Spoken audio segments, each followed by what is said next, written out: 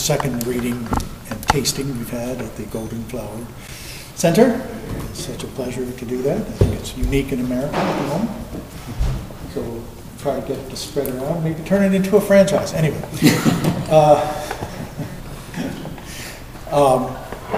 This is Dave Russo, who has been germane and instrumental in the North Carolina Haiku Society for a number of years now. I won't say how many, so it's not too embarrassing. He does most of our website work, so if you go to, what's our website? It would be, actually, if you just Google North Carolina Haikus, that's probably the easiest way. Yeah, it's the easiest way. I can never remember it. But he's in charge of all that, and there's always good information about haiku with links there. Dave has been included in many anthologies and recently won the head-to-head haiku slam at Haiku North America in 2007. Quite an accomplishment in a young man's sport, as it were. Curtis Dunlap is Dave is from Cary? No. Originally from Salem, Virginia.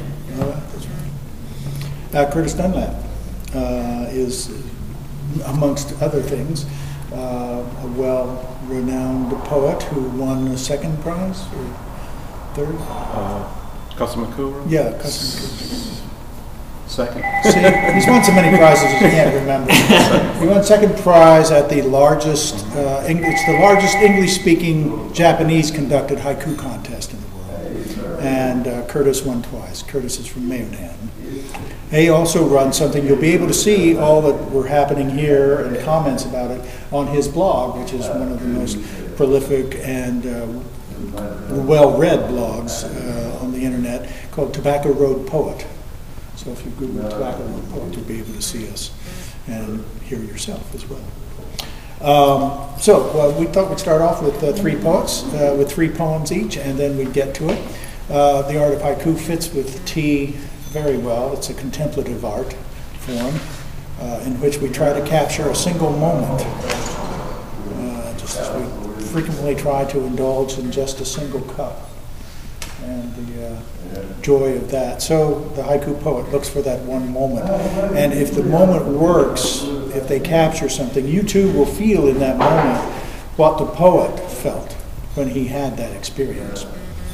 That can either happen immediately or it can take a lot of work on the part of the poet. There's many different ways of writing, so please don't feel hesitant about writing it because it comes in many different forms.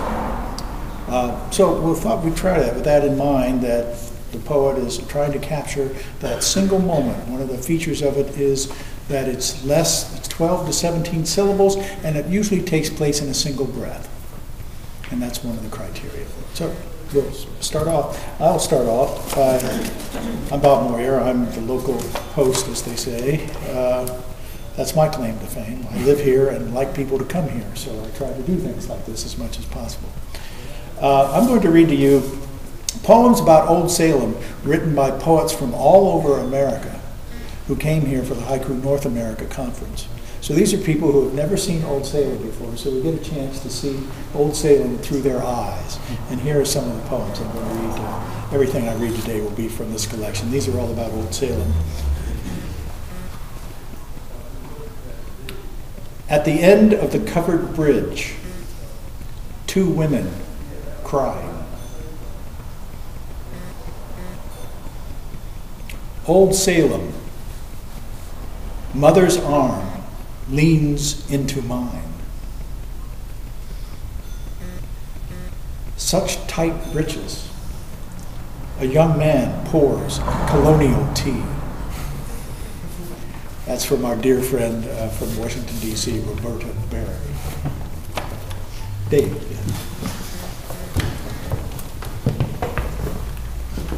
I'm Dave Russo, as Bob said. I thought I would read today from a woman haiku poet who was a contemporary of Basho, Basho being the Japanese poet who is the one generally credited with bringing haiku into the form that we know today. I thought this was an interesting introduction from this book, which is called Far Beyond the Field. It's a haiku by Japanese women.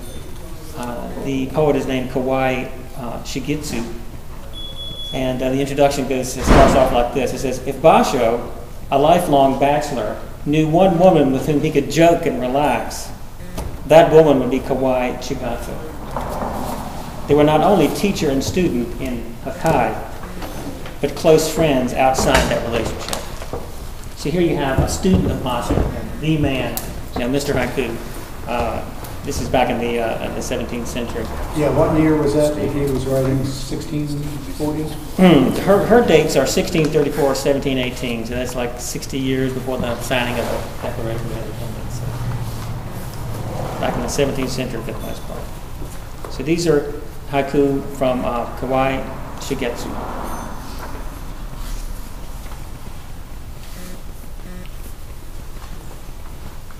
Pointing their fingers and standing on tiptoe, children admire the moon.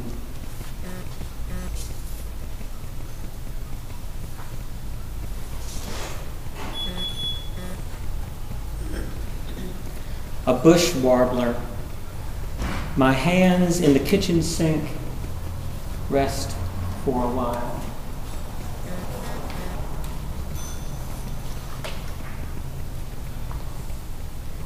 Grandchildren come and drag me out of bed. The years end.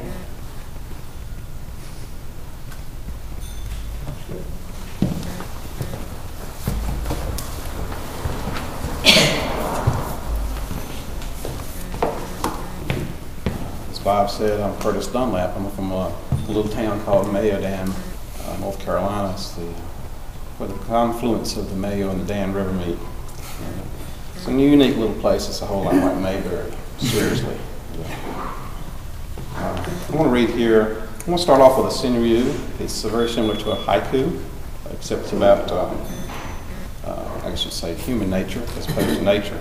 And then I want to read a couple of haiku, and then a haiku by a friend of mine that I've met. Drinking sake until I'm ready for the blowfish. Up with the rooster, tending her tomato plants, the childless widow.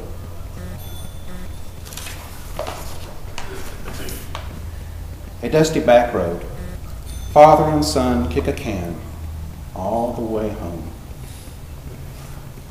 And I'd like to read here from this book, Looking for Prince. Alexis Rotella is a haiku pioneer, a wonderful lady, and I'd like to read this to you. It's something that could happen in Mayodan or anywhere for that matter. Family-style restaurant. The hostess seats us with the Hell's Angels.